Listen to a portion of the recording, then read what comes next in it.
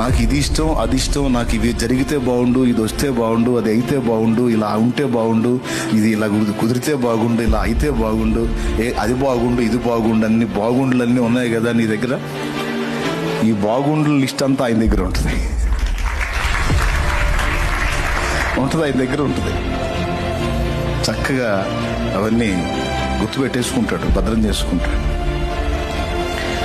సరే ఇది బాగుండు, అది బాగుండు, ఈ బాగుండులన్నీ నువ్వు పక్కన పెట్టేసి ఆయన ఇష్టాన్ని వెతుకుతూ ఉంటావు చూడు. ఇట్లా చేస్తే ఆయన సంతోషపడతాడు, ఇలా చేస్తే నా ప్రభు ఆనందపడతాడు, నేను ఇలా ఉంటే ఆయనకి ఇష్టం, నేను ఇలా చేస్తే ఆయనకి ఇష్టం అని ఆయన ఇష్టాలు వెతుకుతూ ఉంటావే,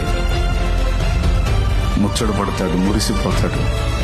ఆయన ఇష్టాన్ని వెతుకుతున్న నీకు, ఆయన చిత్తాన్ని వెతుకుతున్న నీకు దాచిపెడతాడు. నీ ఇష్టాలు నెరవేర్చడం కోసం దాచిపెడతాడు ఆయన.